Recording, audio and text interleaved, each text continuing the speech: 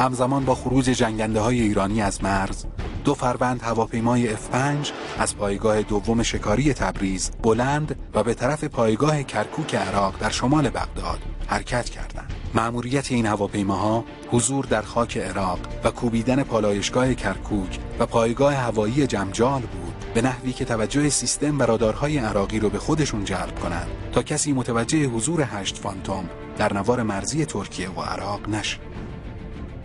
قسمت جنوبی خاک ترکیه کوهستانیه و تقریباً با اون ارتفاعی که شما دارید پرواز میکنه شانس به حساب پیکاپ کردن یا دیدن در رادار اینا چه از بعد ترکیه چه از عراق تقریباً منتفیه. در حدی شما در ارتفاعی دارید پرواز میکنید که دقیقاً مثل اینکه دارید رو برف اسکی میکنید. این احساس بهتون دست میده، چون در اون شرایط زمانی کاملا جنوب ترکیه و ارتفاعاتش مالامال از برف.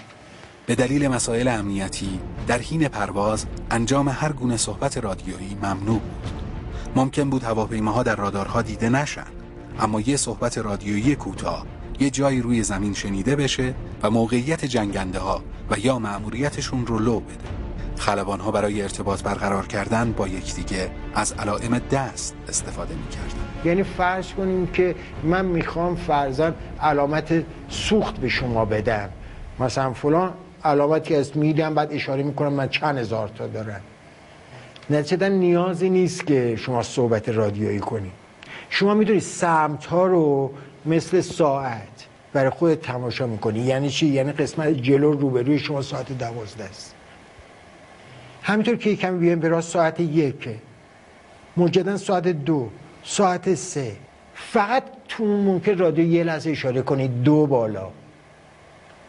از این 2 بالا کسی چیزی دستگیرش نمیشه، صحبتی مطرح نشده، جنبه اشاره داره. 2 بالا یعنی که ساعت 2 یه مقدار بالاتر. هواپیماها به محل سوختگیری دوم در جنوب خاک سوریه نزدیک می شدند و عقربه‌های بنزین خوابیده بود، اما هنوز خبری از تانکرهای سوخت نبود و در رادار فانتوم‌ها چیزی دیده نمی‌شد. چشم خلبان‌ها به افق بود و دائم عقربه بنزین رو نگاه می‌کردند. بنزین همه فانتوم‌ها هم اندازه بود. اونها مسافت زیادی رو از دریاچه ارومیه تا اونجا اومده بودند و بیشتر از 10-15 دقیقه دیگه نمیتونستن به پروازشون ادامه بدن. آیا اونا اونجا خواهند بود؟ آیا ما موفق به پیکاپ کردن صفحه رادار خواهیم شد؟ آیا نهایتا ما با مقدار سوختی که در اون لحظه داریم به حساب این شانس رو داریم که در زمان مناسب زیر هواپیمای سوخترسان قرار بگیریم؟ و آیا موفق میشیم اصلا سوختی برای خودمون تامین کنیم؟ کل این مجموعه چیزایی که فکر شما رو در صورت مشغول کرده و نهایتا این همون داستان ریسکی که قراره بپذیری، این همونیه که یه مرتبه داریم محله میگن بالای بر 70% ریسکه.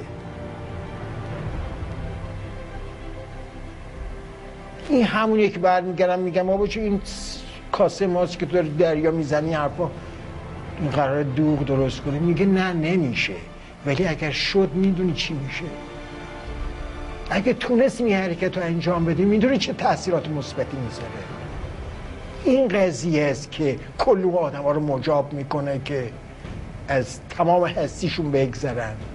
شما به عنوان یک نظامی، به عنوان یک خلبان جنگی، در شرایطی که الان با یک کشور متخاصم روبرو هستید و اونم دارید از حیثیت و آبروتون دفاع میکنید، در واقع پی همه چیز به خودتون مالیدین. یعنی خودتون هستی. این مأموریت ایسم خارج از این قواره نیست. درجه ریسک و اینا به شدت بالاست. یعنی به هر عنوان شما شانس پیدا کردن هواپیمای سوخترسان رو پیدا نمی کردید، اصلا بین رفتن این هواپیما حتمی بود.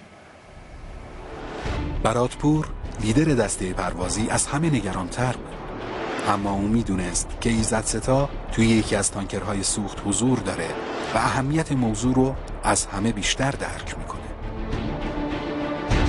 چند دقیقه بعد 2 تانکر سوخت رسان تو رادارها دیده شدند و هواپیماها به طرفشون رفتند.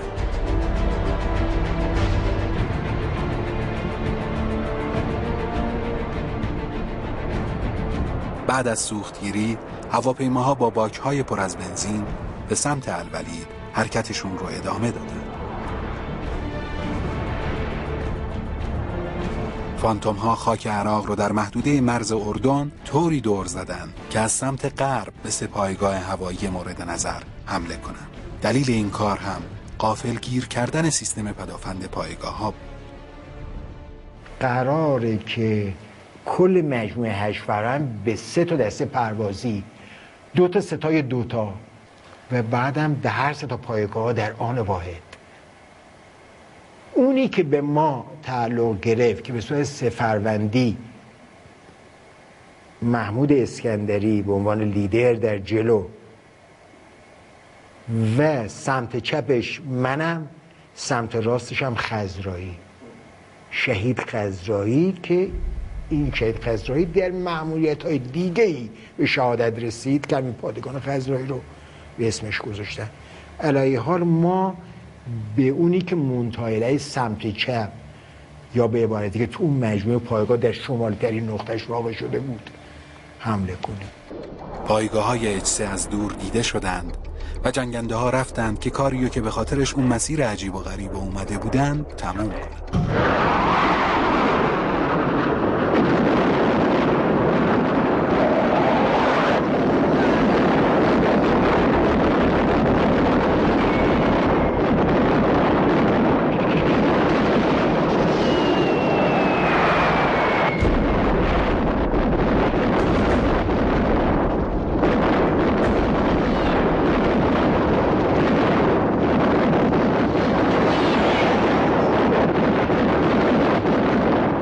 ساعت 7 صبح دیگه چیزی جز یه مشت هواپیمای سوخته از H3 باقی نمونده بود.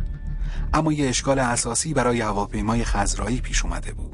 از دید ما کل پدافند اونا تحت هیچ شرایطی هیچ گونه واکنشی نشون نداده و هیچ تیراندازی از طرف پدافند به ما نشده و در حقیقت ترکش بمب خود شهید خضرایی به خودش گرفت به عبارت دیگه، و در هر صورت هواپیماشون دچار اشکال شد.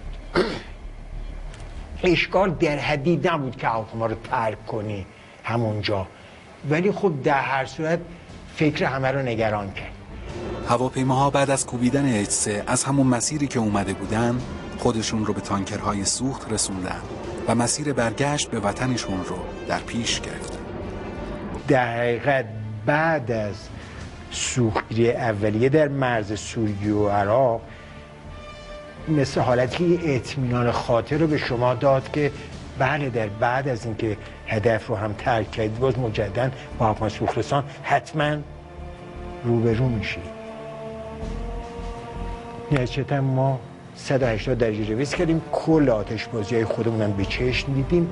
وقتی هم وارد خاک عراق شدیم هواپیمای سوخترسان همونجا بود.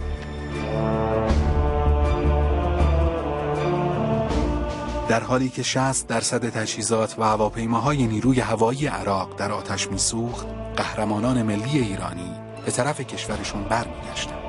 منوچهر طوسی به همراه بقیه خلبانها بعد از 5 ساعت پرواز به سلامت در پایگاه همدان نشستند و بی‌نظیرترین عملیات هوایی رو در دنیا به ثبت رسوندند. رادیو BBC و بسیاری از رسانه‌های مختلف جهان همون شب از عملیات بی‌نظیر ایرانی‌ها و نابودی پایگاه‌های الولید به عنوان یک عملیات خارق‌العاده یاد کردند. بعد از حمله به H3 نیروهای زمینی ارتش و سپاه تا 3 خرداد سال بعد با 4 عملیات سراسری تونستند کل سرزمین‌های اشغالی جنوب رو پس بگیرند و همه شهرهای اشغالی از جمله خرمشهر رو آزاد کنند.